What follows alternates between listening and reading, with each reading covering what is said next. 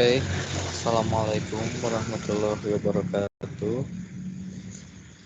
Thank you for the time. My name is Yanur Syahya,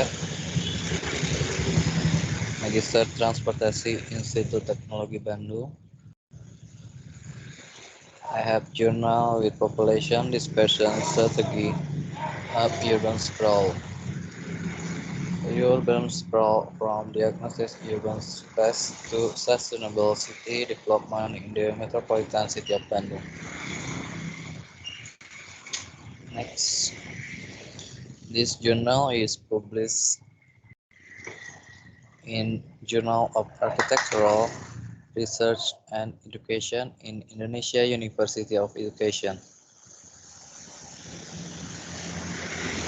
The abstract, Bandung City Metropolitan Area is metropolitan area developed in Indonesia.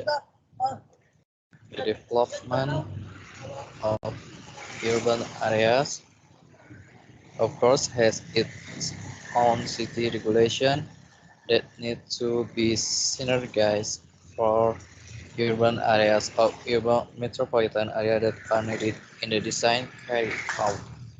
One of which is needed to minimize or overcome urban sprawl.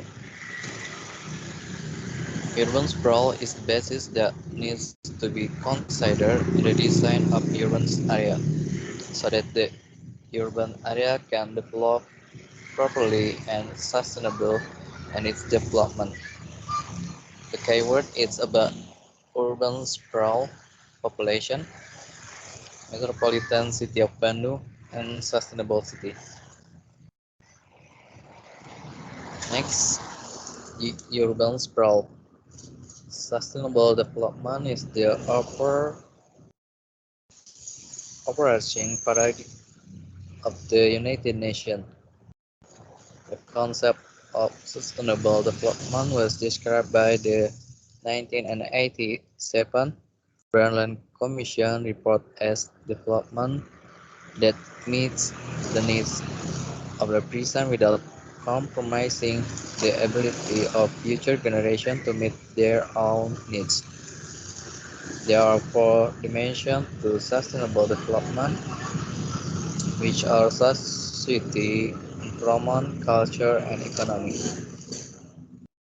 which are intertwined, not separate.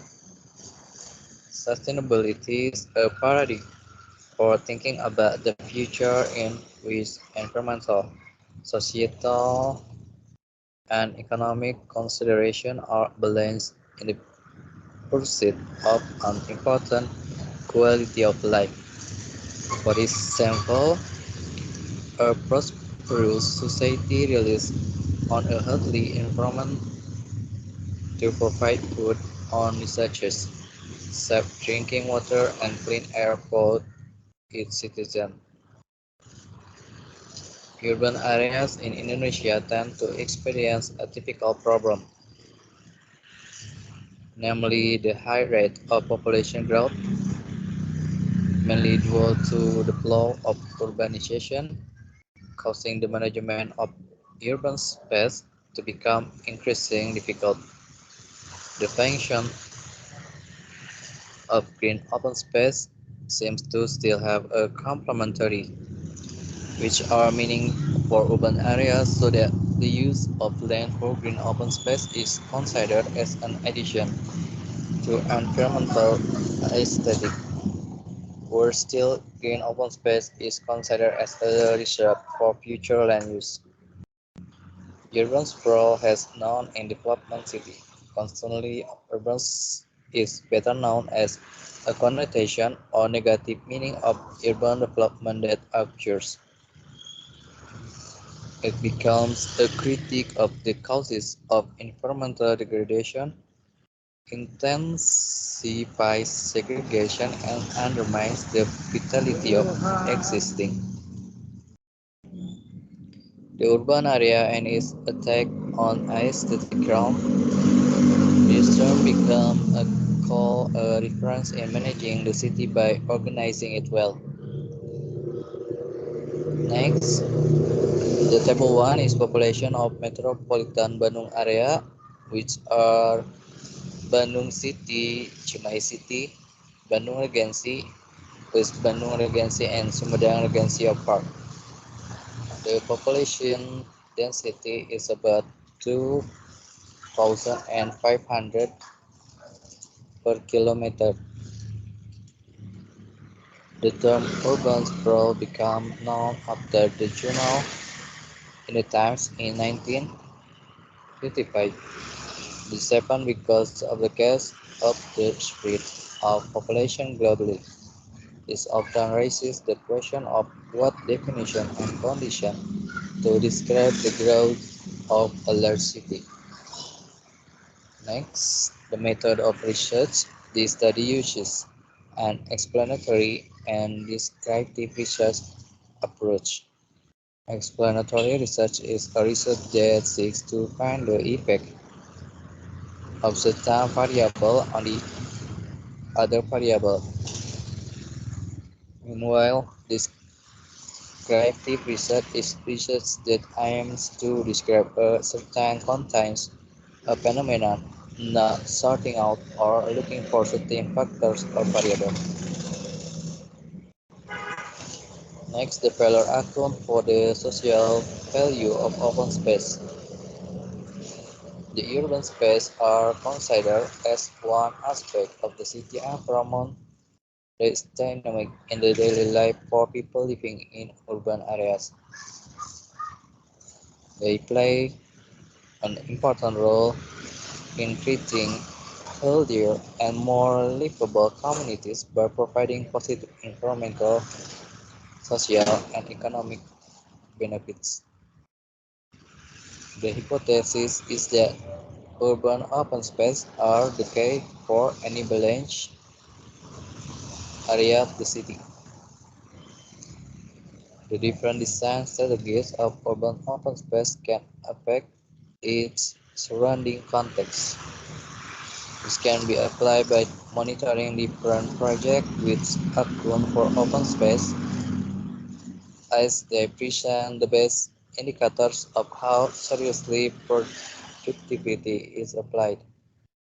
By applying the sustainable characteristic on existing or reshaping urban open space, it will help it to be productive and livable. The big one is situation of metropolitan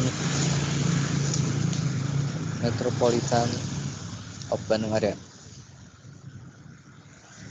According to Brundtland 1987, a sustainable city is a city that is able to meet the needs of the present without neglecting the needs of future generations.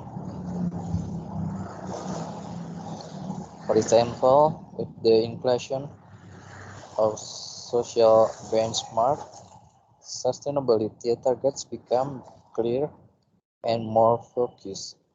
Among other relates to social equity efforts, poverty alleviation and elimination, social justice and others. Thus, the concept of a sustainable city will develop further, no longer being fixed on the initial concept, which is more focused on the truth of preserving the balance of the environment alone. If we summarize briefly the definition of sustainable city, then a sustainable city is a city that is development able to meet the needs of today's society, is able to compete in the global economy by maintaining environmental harmony, social vitality, culture, politics, and defense. Security without compromising the ability of future generations to meet their needs. In general, sustainable development